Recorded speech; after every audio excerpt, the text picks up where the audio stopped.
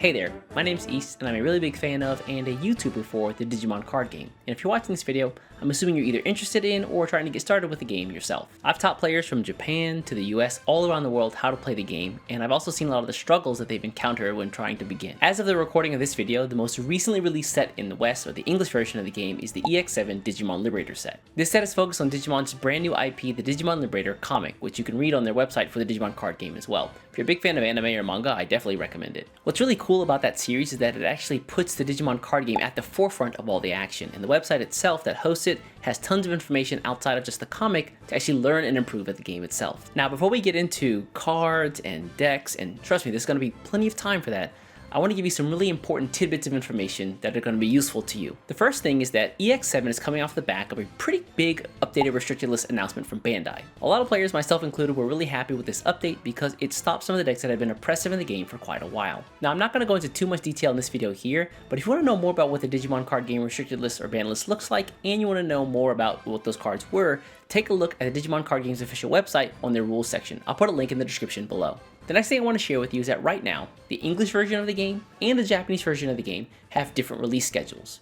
Right now, the Japanese version is about 3 to 6 months ahead of the English version of the game. The cool thing here is that Bandai has promised to unify these two versions of the game so that they're at the same point by spring of next year, around March or April. This means that if you have a deck and you're traveling, you can pretty much take it anywhere in the world and be able to play the same game. So now let's talk about some important cards. I think right now the Digimon Card Game has about 3,500 different cards in circulation, but I want to talk about the ones that are most important for the time period right now. The first card that I want to talk about is going to be the BT16 Secret Rare Magnamon X Antibody. This is one of the first cards in the games that got full immunity from all of your opponent's effects for a turn, as long as some conditions were fulfilled. Calm down, I know, chill. And it continues to be a powerhouse in the game today. The good news here is that the most recently updated restricted list hit some of the cards that took advantage of Magnamon X Antibody and made him super fast. So now he's slower overall, but still has that really strong ability. The good thing about the game's environment right now, though, is that there are lots of ways to get around or destroy Magnamon X Antibody even if he has the invincibility effect, so don't worry. The next card I want to talk about is probably one of the most important cards released in the EX7 Digimon Liberator set as a whole, and that is the green Tamer Kazama. He's a great card for the Digimon Liberator Zephagamon deck, but outside of that, he's just a generically really powerful card because he can give any Digimon in the game the ability to block. He's the kind of card that makes all control decks in the game that didn't have a strong board presence in the past much stronger. If you want to know more about Shoto, I made an entire video talking about him and another card, Mother D Reaper, which you can check out on the channel as well. So now that we talked about some of the control and defensive oriented stuff, let's talk more about the offensive and aggressive decks and cards in the game. If you were a fan of the older Digimon anime, then the name Vmon might ring a bell, and some of the Vmon decks in the game right now are fantastic. The blue and green Imperial Dron deck featuring the Vmon and Dron cards are super strong right now. They were already really strong before, but the updated restricted list really helped to push some of their problematic matchups out of the way, and now as a result, you have a deck that's fast, powerful, and has tons of really cool effects.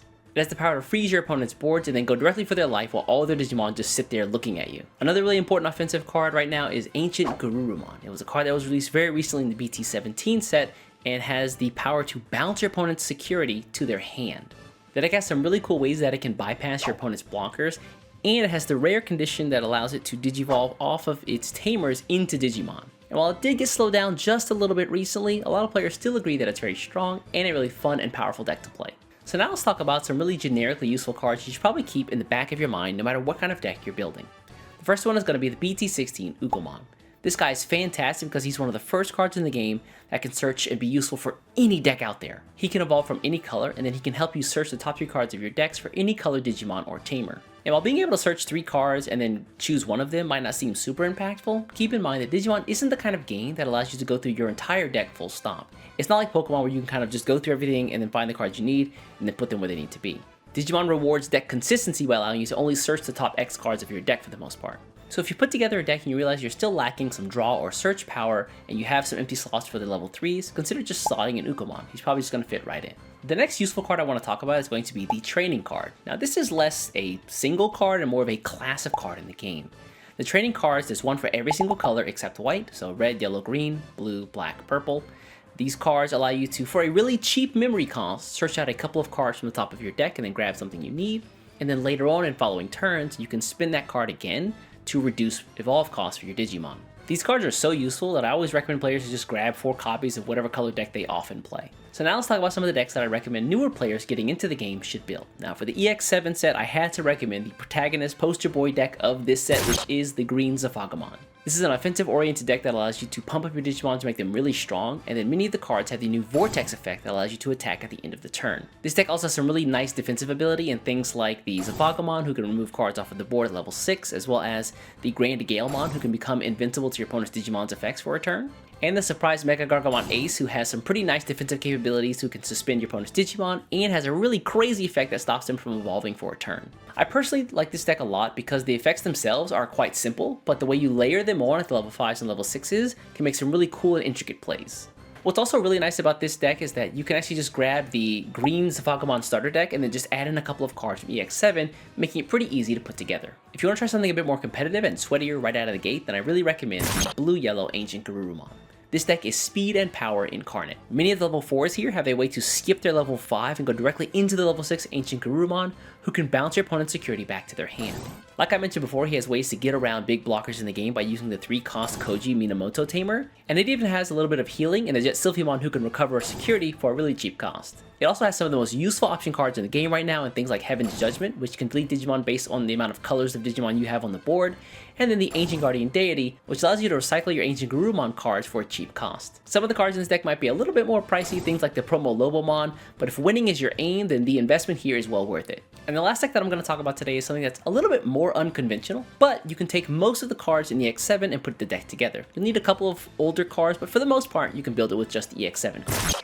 And that is Lynx Dragon. It's the kind of deck that takes two different lines of dragons in the Metallic Dramon and the Volcanic Dramon, and pairs them together for some really powerful combinations. Many of the cards in this deck have really powerful on-play effects but are locked behind really expensive on-play costs, but if you have the Hina Tamer down, you can actually use those effects whenever they evolve. Level 6s are a bit expensive in memory costs, but they're well worth it with powerful effects like stopping your opponent from playing or evolving weak Digimon, or moving weak Digimon from the breeding area to the battle area.